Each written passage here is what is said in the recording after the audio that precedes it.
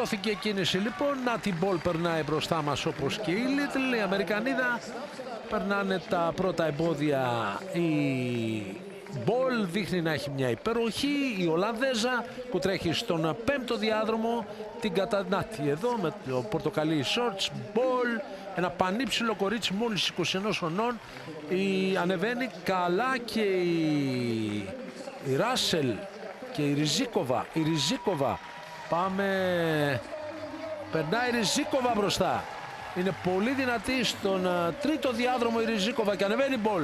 Και έρχεται και η Λίτλ. Μεγάλη μάχη. Για να δούμε αν θα χάσει Μπολ που δεν έχει γνωρίσει ήττα φέτος. Πάμε στο τελευταία μέτρα. Μπολ από την Ολλανδία. Τελευταίο εμπόδιο και Λίτλ. Μπολ, Λίτλ, Μπολ από την Ολλανδία. Μπολ μέχρι το τέλος. 52-38. 52-38. Κάνει νέο ρεκόρ Ολλανδίας. Κάνει απίστευτο χρόνο αυτή. Δεν το πιστεύει ούτε η ίδια. Είναι, είπαμε, ένα κορίτσι που δεν έχει χάσει, μπήκε, την είδαμε πρώτη φορά εμείς τουλάχιστον στο Τόρον, στο κλειστό στίβο που έτρεξε 400 και θριαμβεύει.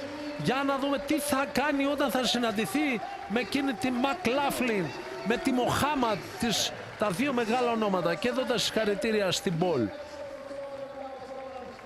52-37, έκτο ρεκόρ Ολλανδίας από αυτή την νεαρή αθλήτρια. Μέσα 52-39, ατομικό ρεκόρ η Λίτλ. Δεν το πιστεύει. Ριζίκοβα που και αυτή έκανε εθνικό ρεκόρ για την Ουκρανία. Και ξανά τα τελευταία μέτρα. Δείτε εδώ την Μπολ.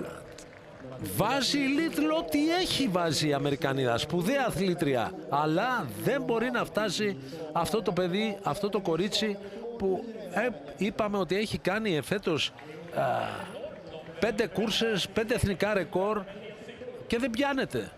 Δεν μπορεί να την πιάσει καμία, ούτε οι Αμερικανίδες, η Λίτλ. Είχαμε τις Σκύπερς στα 100 και στα 200, αλλά εδώ η Λίτλ φαίνεται ότι είναι φαινόμενο.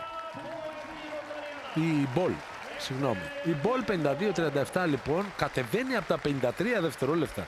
Έχει κάνει απίστευτα πράγματα αυτή η Μπολ.